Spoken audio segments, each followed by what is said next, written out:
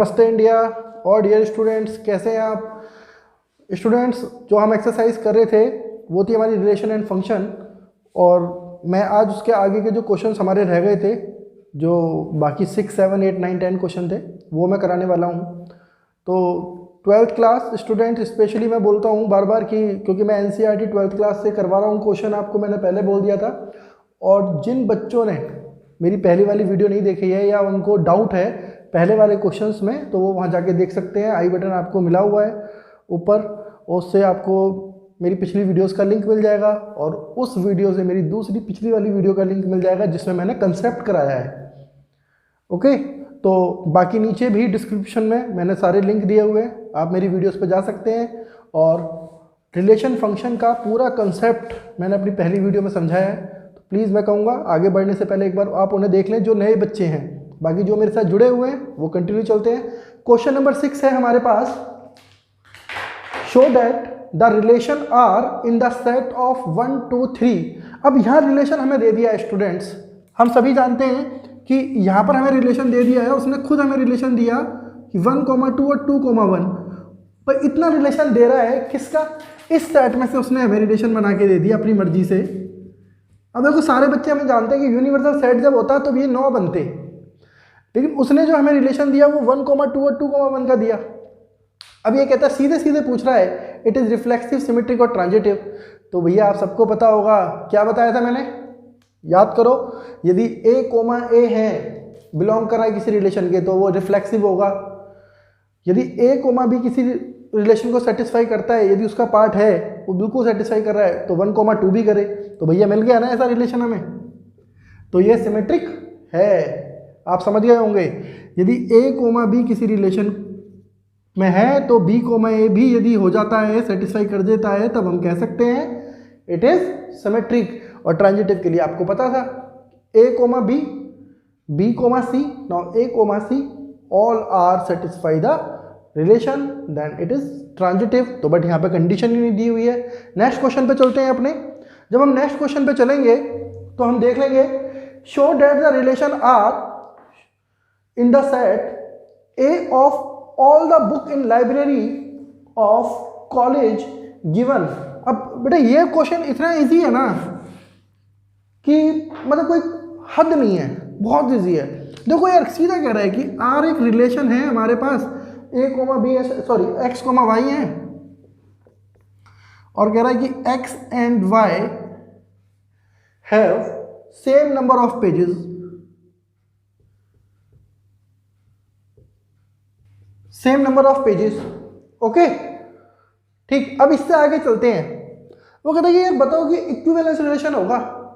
तो यार मैंने कहा कि x और y यहाँ पे क्या है, कुछ बुक्स हैं, तो वो कह रहा है x and y have the same number of book. यार भैया यदि दोनों बुक सेम हो जाएंगी, दोनों की दोनों RD शर्मा है और न्यू एडिशन है, तो मैं बोल दूं ना कि नंबर ऑफ पेजेस दोनों में सेम होंगे।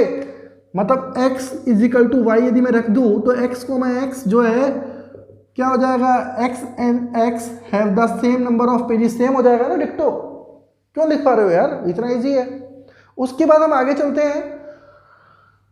फिर वो कहता है कि यदि हम कहें कि x और y में, x y हमारा रिलेशन सेटिस्फाई कर रहा है कि x और y में है नंबर ऑफ पेजेस सेम है, तो यार डेफिनेटली मैं ये कह सकता हूँ कि y और x में भी नंबर ऑफ पेजेस सेम होंगे। ठीक है, अभी यहाँ कोई डाउट हो तो पूछ सकते हो आप कमेंट बॉक्स में जाके, वो इसलिए दिया है कमेंट बॉक्स। ठीक, तो आगे चलते हैं। अब होता है x और y में सेम नंबर ऑफ पेजेस हैं, y, x में, सॉरी y, z में है, तो यार फैक्ट है ना, ये तो फिर बात क्लियर हो गई कि यार x, z भी सेटिस्फाई करेगा। तो ये इजी था। लिखने का पैटर्न आप मेरी पिछली वीडियो में जाके देखिए, मैंने बिल्कुल जो फर्स्ट कंसेप्ट कराया है ना, तो वो तरीका भी बताया कि किस तरह से टॉपर बच्चे लिखते हैं। वो जो टॉपर बच्चे लिखते हैं ना, वो किस तरह से लिखते हैं, यहाँ केवल मैं एक्सप्लेन कर रहा हूँ। देखो हर क्वेश्चन को यदि मैं उस तरीके से समझाऊंगा ना, तो आपको थ्योरी चल रही है नहीं, आप कंसेप्ट सीखो, वहाँ पर न्यूमेरिकल यहाँ पे सीखो। दूसरा लिखने का वे, जैसे मैंने लिखा ना कि टॉपर्स कैसे लिखते हैं, वो टॉपर कैसे लिखते हैं वो मैंने आपको वहाँ समझाया हुआ है। और सबको एक पैटर्न में, बेटा बार बार एक ही बात बोलता हूँ कि बच्चों हम कितने भी क्वेश्चन की प्रैक्टिस कर लें, लेकिन पेपर में हमें एक क्वेश्चन अटेम्प्ट करना होता है। यदि उसे लिखने का तरीका हमारा गलत हो गया या वो क्वेश्चन गलत हो गया तो फिर हमारा बेकार हो जाता है सब कुछ। तो प्लीज़ आप जब भी प्रैक्टिस करें तो हर क्वेश्चन को यही माने कि ये नया क्वेश्चन है। बहुत से बच्चे ऐसे करते हैं, यार मुझे आता है, ये मुझे आता है एनसीईआरटी का, वो ठीक है, कुछ क्वेश्चनों में आप कर सकते हो, लेकिन हर क्वेश्चन में प्लीज़ मत करना। चलें आगे, क्वेश्चन नंबर 8 बहुत बढ़िया क्वेश्चन है। देखो इस क्वेश्चन को कराएंगे आपको पूरा का पूरा, दोनों क्वेश्चन कराऊंगा 8 और 9, उसके बाद आपको बहुत अच्छे तरीके से एक्सप्लेन करूंगा। Show that R in the set of 1 2 3 4 5, बिल्कुल सही है कि भैया आपको एक सेट दिया हुआ है ए 1 2 3 4 5, यहाँ तक कोई प्रॉब्लम नहीं है। उसके बाद जो रिलेशन वो डिफाइन कर रहा है ना, तो कुछ ऐसा कह रहा है, कि ए कोमा बी है और A minus B is odd, sorry odd नहीं है, इवन है, और सबसे बड़ी बात है एब्सोल्यूट में है, तो काम बहुत इजी कर दिया इसने हमारा, ठीक। लेकिन आगे भी पढ़ लेते हैं। इज लाइक इक्विवेलेंस रिलेशन, ये तो प्रूफ करना ही है कि इक्विवेलेंस रिलेशन होगा। अब आप सभी जानते हैं कि यदि मैं रिफ्लेक्सिव ले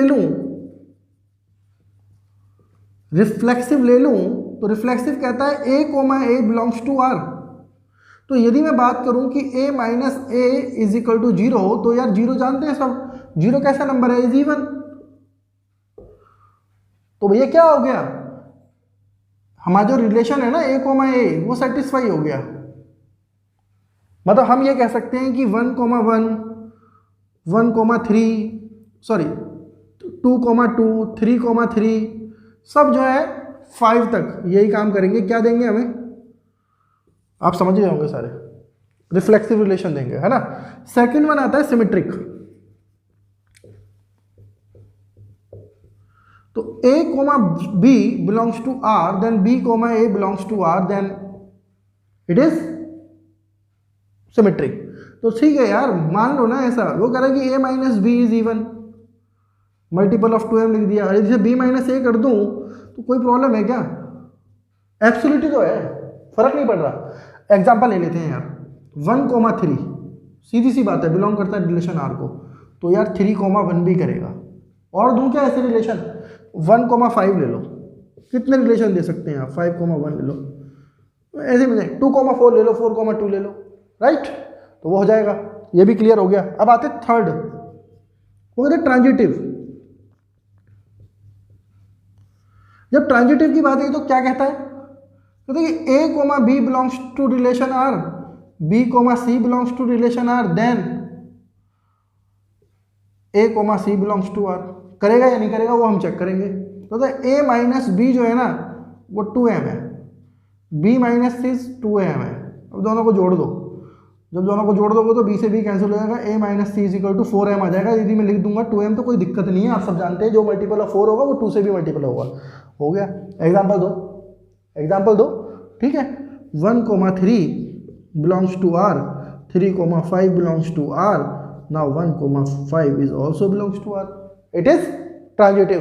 तो भाई ये हो गया हमारा इक्विवेलेंस प्रूव हुआ है। अब ये कहता है कि show that all the element of 1 3 5 are related to each other, है ना, and all element of 2 comma 4 related to each other. अब वो ये कहता है क्लियर कि R जो है ना हमारा, अभी हमने कोई और मान लेते हैं, एक ये कहता है कि 1 कोमा 3 कोमा 5 जो है वो आपस में जो है ना एक सेट जो है ये आपस में रिलेटेड है, तो सही है ना। 1 कोमा 3 देखो, 1 माइनस 3 देगा आपको 2, इवन दे रहा है। फिर 3 कोमा 5 आपको दे रहा है, तो 3 माइनस 5 भी आपको 2 आ रहा है, और 1 कोमा 5 भी आ रहा है, तो भाई सही है ना 4। सारे कैसे नंबर है, इवन है, तो आपस में रिलेटेड है। मतलब मैं ये कह दूं कि मुझे ये निकालना है 1 3 5 का कार्टेशियन प्रोडक्ट निकालना है। जो नंबर आएंगे ना सारे के सारे नंबर आएंगे 1 1 1 3 1 5, ये सारे क्या दे रहे हैं, इक्विवेलेंस रिलेशन दे रहे हैं भाई। सबका जो डिफरेंस है वो कितना है, इवन नंबर है। आगे चलते हैं, अभी पूरा नहीं हुआ है क्वेश्चन। 2 कोमा 4 जब 2 कोमा 4 की बात आई तो भैया इसका भी तो हर एक एलिमेंट सेटिस्फाई कर रहा है, तो सर 2 2 करेगा, 2 4 करेगा, 4 2 करेगा, और 4 4 कर रहा है।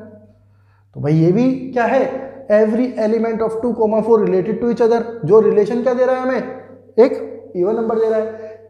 अब ये जो लास्ट क्वेश्चन है, तो ये हमारे देखो क्वेश्चन जब 5 नंबर में आएगा, वैसे 6 नंबर में आ सकता था क्वेश्चन, जब प्रीवियस ईयर, लेकिन अभी जो कोरोना की वजह से थोड़ा सैम्पल पेपर में चेंज हो गया है, तो यदि वहाँ आता तो चेंज हो सकता है। ठीक है, अब तो खैर बड़ा क्वेश्चन नहीं आने वाला इतना बड़ा कि ये आ जाए, आप पार्ट्स में टूटेगा क्वेश्चन, आप समझ गए होंगे। उसमें आ सकता है ये क्वेश्चन, क्या बोलते हैं, केस स्टडी में आ सकता है। और केस स्टडी में करा रहा हूँ, एक बात बोल देता हूँ, केस स्टडी में करा रहा हूँ, इस जो 12th क्लास की प्लेलिस्ट है ना, उसमें आपको केस स्टडी ऑप्शन मिलने वाला है अभी जल्दी, तो आप जुड़े रहो, क्योंकि उसमें लगातार 20 से ज़्यादा मैं केस स्टडी कराऊंगा। अब हम आगे चल रहे हैं, तो भैया क्लियर है ना कि 135 क्रॉस 2,4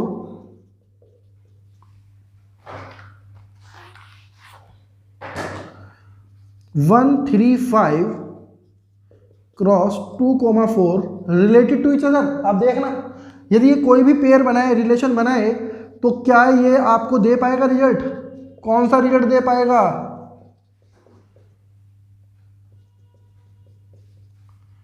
कोई सा दे पा रहा है क्या?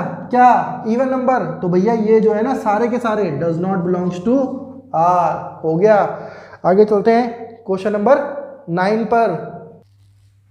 क्वेश्चन नंबर 9 पर आते हैं, ये भी इंपॉर्टेंट है क्वेश्चन। ठीक, show that each of the relation R in the set of A. भैया समझ गए होंगे, सारे क्वेश्चन इजी है, मैं आपको बता देता हूँ। ए जो है ना यहाँ पर, वो कह रहा है कि आप बनाओगे x बिलोंग्स टू z। ये z जेब्रा नहीं है,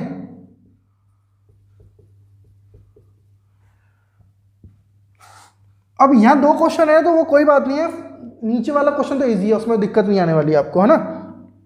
इसका एक पार्ट मैं आपको एक्सप्लेन करता हूँ। आर जो है हमारा वो है a, b और a minus B is multiple of 4m। इसने 4 बोल दिया, मल्टीपल ऑफ 4, मैंने 4m कर दिया, कोई दिक्कत नहीं है। अब वही वाली बात है जो पिछला था ना, वही समझाना है। तो भैया रिफ्लेक्सिव बनाओ आप। रिफ्लेक्सिव के लिए यार सब जानते हो, पहले तो वहां पे सेट देख लो, सेट कितने का है। तो यदि मैं बात करूं, ऊपर लिख देता हूं, सेट बनेगा मेरा 0 1 2 3 सो ऑन और 12। तो भैया टोटल एलिमेंट्स है 13। यदि यूनिवर्सल सेट पे जाऊं तो 169 मिलेंगे, ए क्रॉस ए। ठीक, उनमें से क्या वो कुछ रिलेशन मिलने वाले हैं जो रिफ्लेक्सिव बनाए? वो ढूंढो यार, मिल जाएंगे ना। यदि मैं a is equal to B लिख दूं तो मुझे मिल जाएगा a, जो है इस रिलेशन को सेटिस्फाई करता है। क्या है वो relation? a minus A is equal to 4m। और सभी जानते हैं, पिछले वाले क्वेश्चन में देख लिया होगा, 0 इज द मल्टीपल ऑफ 2, तो 0 ऑफ मल्टीपल ऑफ 4m, किसी भी नंबर का मल्टीपल हो सकता है 0। तो आप समझ गए, ऐसे कितने पेयर बन जाएंगे इसमें? रिलेशन कहाँ से बनेगा? 0 0 बनेगा, 1 1 बनेगा, 2 2 बनेगा, 3 3 बनेगा, डैश 12 12 तक जाएगी बात। उसके बाद हम आगे चलते हैं सिमेट्रिक पर।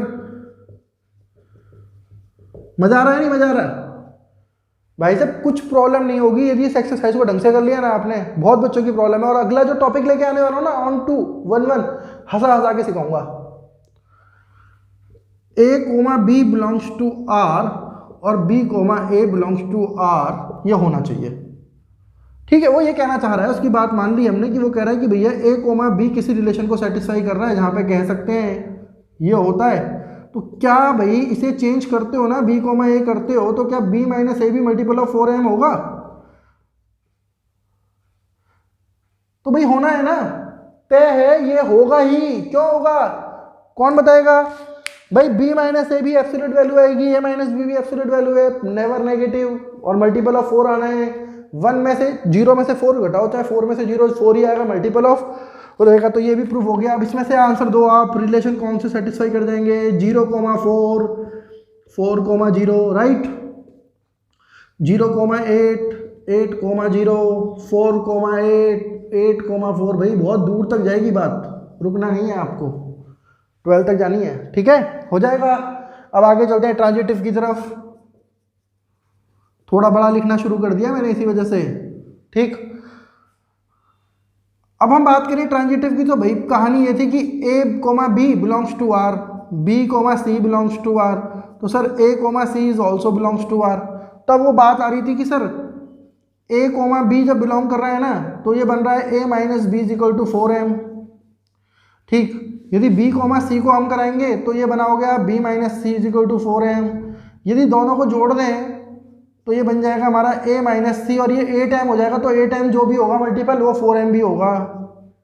तो भैया ये आ रही है ना बात, तो हम कह सकते हैं कि a, c belongs to r। मैंने यहाँ नहीं लिखा, मुझे पता नहीं था, यहाँ प्रूफ कर रहा हूँ। अब पेयरिंग ढूंढो ऐसी फटाफट से, तो ढूंढ लो यार 0,4, 4,8, तो डेफिनेटली 0,8 भी होगा। ऐसी और भी पेयरिंग मिल जाएंगी, मैं रोकूंगा नहीं, यहाँ पर डैश कर दूंगा। कैसा लग रहा है आपको, मजा आ रहा है? अब आगे चलते हैं, जो हमारा नेक्स्ट क्वेश्चन है इजी है। Give an example of the relation which is, इसके 2 पार्ट्स में कराऊंगा, 3 पार्ट्स का वेट करूंगा कि आप रिस्पॉन्स भेज दें, कुछ आपसे भी सीखने को मिल जाए यार, ठीक है? क्योंकि मैं तो एग्जांपल बता ही दूंगा, टीचर हूं, कुछ रिस्पॉन्स आप भी करो, जब भी तो पता चलेगा कि आप पढ़ रहे हो मेरे से। हमेशा ऐसा होता है कि जब टीचर स्कूल में पढ़ाता है तो बच्चों से भी तो रिस्पॉन्स मांगता है, तो प्लीज 3 क्वेश्चनों का रिस्पॉन्स आप कर देना। तो आप पहला पढ़ लो, आप क्या कह रहे हैं? कह रहा है give the example sorry give an example of relation what is which is symmetric but neither reflexive not transitive. यार सिंपल क्वेश्चन दिया है उसने, आप समझ गए होंगे। पहला एक एग्जाम्पल हमने किया है ना ऐसा कि सिमेट्रिक है बट नाइदर रिफ्लेक्सिव और नॉट ट्रांजिटिव। मैं इसके 2 एग्जाम्पल दूंगा, ठीक? मन मत छोटा करो। आर की एक वैल्यू थी जो मैंने कहा रिलेशन है 1,2 और 2,1 दिया था ना, अभी एक क्वेश्चन था ना कि it is reflexive it is symmetric but not reflexive and transitive, तो ये था, मिल गया हमें, क्योंकि ये a, b और b, a belongs to r कर रहा था, तो ये हो गया, एक एग्जांपल हो गया। एक और एग्जांपल दे देते हैं, 2 लाइन है। अब रिलेशन यहां बना 2 लाइनों का, L1 और L2, यहां बोलेंगे कि L1 परपेंडिकुलर L2, ये बन रहा है।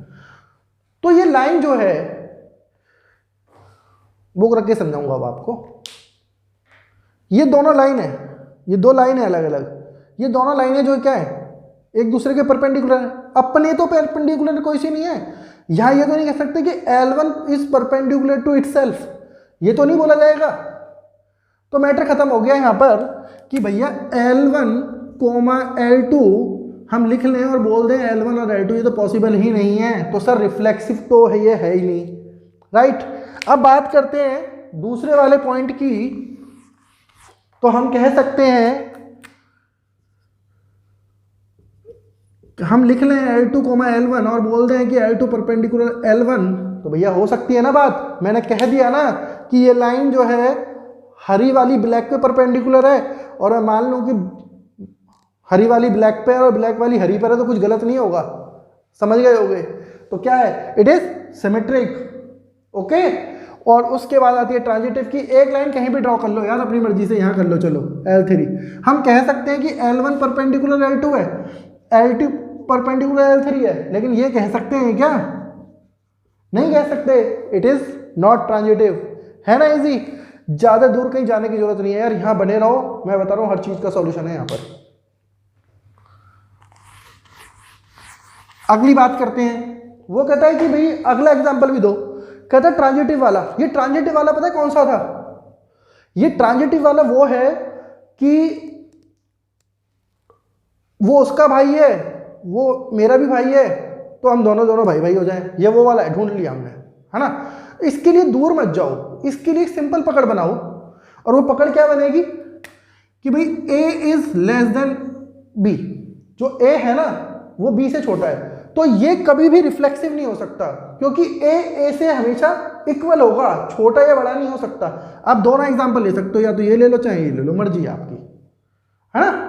मतलब रिलेशन जो है कुछ ऐसा बना लो, इसे ऐसे लिख सकते हो आप कि सर भाई वो रिलेशन जो है ना a, b का मैं ये डिफाइन करूंगा, ये वाला। इसके लिए आप लिख लो a, b ऐसे लिख सकते हो, तो मतलब कोई भी एक एग्जांपल यूज कर सकते हो। मैंने कहा ना मैं 2 एग्जांपल दे रहा हूं आपको यहां पर, ठीक? अब सही है भैया कि रिफ्लेक्सिव तो हो ही नहीं सकता, क्योंकि a के इक्वल है, छोटा बड़ा नहीं है, तो दोनों में ही रिफ्लेक्सिव नहीं होगा। जो ये कह रहा है कि रिफ्लेक्सिव नहीं होना चाहिए, भैया सिमेट्रिक हो जाएगा क्या? यदि मैं ये मान लूं कि a यहां पर b से बड़ा है, छोटा है, तो फिर यहां बोलूंगा मैं, ये हो गया कि 1,2 बिलोंग कर रहा है रिलेशन को, तो क्या 2,1 भी करेगा यार? ये तो पॉसिबल ही नहीं है, काम खत्म। लेकिन 1,2 belongs to r, 2,3 belongs to r, definite 1,3 belongs to R. Okay, clear है? देखो बिल्कुल सिंपल, चलते रहो, कुछ डाउट नहीं आने वाला, डेफिनेट बता रहा हूं, मजा आएगा करने में। अगले क्वेश्चन पे चलते हैं। 3 क्वेश्चन आपके लिए छोड़ दिए, कोई प्रॉब्लम आती है स्टूडेंट्स प्लीज लिख देना कमेंट बॉक्स में, सर ये प्रॉब्लम आ रही है, और यदि समझ में आ गया हो तो लाइक भी कर देना, ठीक। अब चलते हैं आगे वाले क्वेश्चन पर। आगे वाला क्वेश्चन पढ़ के ही समझ में आ जाएगा आपको। Show that the relation R in the set A of point in a plane given P Q is the distance of the point P from the origin is same as the distance of point Q is from the origin is an equivalence relation. यार मैं एक बात बहुत simple तरीके से समझाता हूँ, इतना डीपली नहीं जाऊंगा मैं। यदि डीपली जाना होता तो फिर बुक है उससे बढ़िया सब चीज़, बुक से बढ़िया कुछ नहीं है ना। देखो हमने देख लिया, उसने यहां बोल ही दिया है हमसे कि प्लेन है, लेकिन बाद में एक चीज क्लियर कर दिया कि वो सर्कल है। जब उसने सर्कल बोल दिया तो काम ही खत्म हो गया ना। पीछे वाली लाइन पढ़ लो यार, इक्विवेलेंस रिलेशन है, show that the set of all point relate two point P. मतलब कोई लोकस था, उस पर जितने पॉइंट हैं, तो जब हम सर्कल की डेफिनेशन की बात करें तो सर्कल क्या होता है? सर्कल एक ऐसा कर्व है जिसके सारे पॉइंटों की डिस्टेंस फ्रॉम द सेंटर, मतलब the set of all point on a circle having the same distance from the origin या सेंटर बोलते हो आप, एक ही बात है। तो क्या हो जाता है? इक्वल होती है, इक्वी डिस्टेंस होता है ना। तो बस वही वाली बात कह रहे हैं। तो यदि हम ये मान लें कि ये सर्कल है, यहाँ पे खड़ा हुआ बंदा ओ पी, डिस्टेंस इक्वल हो जाएगी, यहाँ क्यू हो जाएगी, और जरूरत पड़ने पर आर भी मान लेंगे। अब ये एक्सप्लेन करने की जरूरत नहीं, आप कर लोगे। एक बार O P is equal to O P, एक बार O P is equal to O Q, तो O Q is equal to O P होता है, ठीक। और एक बार तीनों को ले लोगे कुछ इस तरीके से कि भाई ओ पी जो है ना इक्वल है ओ क्यू के, ओ क्यू जो है इक्वल है ओ आर के, तो डेफिनेट क्या हो गया कि ओ पी जो है वो ओ आर के इक्वल हो जाएगा। बिल्कुल सिंपल है, तो ये इसमें दिक्कत नहीं आने वाली। अगला जो क्वेश्चन है वो किसका है? सिमिलरिटी का है। वो कह रहा है दो एंगल हैं, the set of all triangle in a plane T1 T2, तो T1 is similar to T2। तो भैया सिमिलर का साइन आप सभी जानते हैं, ये होता है, और ये रिलेशन है हमारा। शॉर्टकट मारने की जरूरत है, सिमिलर मत लिखो, सिमिलरिटी का साइन हम जानते हैं यार सारे। कॉन्ग्रुएंसी का कुछ ऐसा होता है, ठीक। चले आगे। अब मैं ये कहूं कि कोई ट्राइंगल है, वो अपने खुद के क्या है? तो फ्रेंड्स यहां पे हम बात करें तो T1 जो है सिमिलर T2 के, तो कोई भी ट्राइंगल है तो वो अपने खुद के क्या होगा? सिमिलर तो होगा ही। T1 सिमिलर T1 भी होगा, मतलब रिफ्लेक्सिव भी है। फिर बात करें T1 T2 के सिमिलर है तो T2 T1 के सिमिलर है, ठीक। और T1 T2 के सिमिलर है, T2 T3 के है, तो यार T1 और T3 का रिलेशन भी आप जानते हो क्या होगा, ठीक है। तो स्टूडेंट मैं यही कहूंगा कि अभी मैंने जो आपको क्वेश्चन नंबर 12 तक करा दिया, इसमें एक क्वेश्चन और भी छुपा हुआ है, 3, 4, 5, 6, 8, 10 और 5, 12, 13। इन दोनों को बोलूं तो राइट एंगल ट्राइंगल है, राइट एंगल ट्राइंगल वो भी है, लेकिन रेशो है तो ये क्या होंगे? ये कह रहा है कि which triangle among T1 T2 and T3 are related. तो कौन से एंगल आपस में सिमिलर माने जाएंगे? 3, 4, 5, 6, 8, 10, क्योंकि यहां पर उनकी जो साइड है उसमें क्या है? रेशो है। स्टूडेंट आगे चलते हैं, दोनों क्वेश्चन में डिफाइन करता हूं। पैरेलल लाइन का यार, पैरेलल लाइन वाले क्वेश्चन में बिल्कुल भी दिक्कत नहीं है। एक लाइन है आपके पास L1 L2, L1 खुद अपने पैरेलल हो सकती है, परपेंडिकुलर नहीं हो सकती थी, लेकिन L1 को मान सकते हैं कि L1 is parallel to L1, तो चल जाएगा। L1 is parallel L2, then L2 is also parallel L1, clear. और यदि हम बात करें कि तीसरी लाइन भी ड्रॉ कर लेते हैं यार, कहीं भी कर लो, यहाँ कर लो L3, तो मैं मान लेता हूँ L1 पर parallel L2, L2 parallel L3, now L3 parallel L1 हो जाएगा, बिल्कुल इजी है, ठीक। इसमें एक क्वेश्चन है वो आप देख लीजिएगा, इजी है। देखो स्टूडेंट मैं एक ही बात कहना चाहूंगा, एक मैसेज दूंगा कि टाइम लेके किसी भी चीज को समझोगे, कोई भी चीज टफ नहीं है। हाँ मैं ये मानता हूँ कि कहीं न्यूमेरिकल चीजें ज्यादा लिखनी होती हैं, कहीं हमें थ्योरेटिकल चीजें ज्यादा होती है, तो जो थ्योरेटिकल वाला पार्ट है आप ज्यादा वहां जाके पैनिक हो जाते हो, सर कैसे लिखा जाएगा। सबको आता है, मैं बता रहा हूँ आपको 15 ईयर एक्सपीरियंस के साथ ये चीजें शेयर करता हूँ कि भाई बच्चे बोलते हैं, हर साल की बात होती है, सर वो चैप्टर हमने कर लिया, है ना। लेकिन सर उसे लिखना कैसे है, उसे लिखना कैसे है? बिल्कुल भी परेशान मत हो यार, एक क्वेश्चन अटेम्प्ट करना है, एक शैली बना लो, एक वे बना लो, एक तरीका बना लो।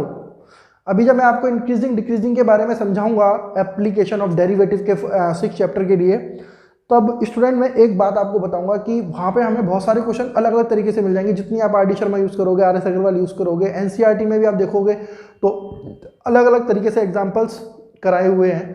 बस मैं यही कहूँगा, एक यूनिक वे देख लो, हमें एक क्वेश्चन अटेम्प्ट करना है, उस एक टास्क पे काम करना है। तो फ्रेंड मैं यही कहूँगा कि आप जो है घबराओ मत, स्टूडेंट्स प्लीज़ घबराओ मत। ये चैप्टर बहुत इजी है, मार्क्स दे के जाने वाला है आपको। तो बस यही कहूँगा कि आपको यदि, तो स्टूडेंट मैं यही कहूँगा कि यदि कोई भी प्रॉब्लम आती है तो आप कमेंट सेक्शन में जाइए, लिखिए, मेरे से क्वेरी कर लीजिए, कोई प्रॉब्लम नहीं है। और यदि पसंद आ रहा है तो लाइक कीजिए, और ज़्यादा पसंद आ रहा है ना तो भाई थोड़ा सा सपोर्ट कर दो, उसमें पैसे नहीं लगने वाले बिल्कुल भी। सब्सक्राइब भी करा दो और फ्रेंड्स का भी भला हो जाएगा। और दूसरी गुड न्यूज़ ये है आपके लिए कि मैं अपना जल्दी से व्हाट्सअप नंबर लेके आ रहा हूँ, आपको लिख दूंगा व्हाट्सअप नंबर। और जैसे जैसे रिस्पॉन्स आएगा, रिस्पॉन्स अच्छा आएगा, व्हाट्सअप नंबर दूंगा तो फोनिक हेल्प भी तैयार रखूंगा, हेल्पलाइन नंबर भी तैयार हो जाएगा। समझ गए होंगे। Thank you very much, good bye.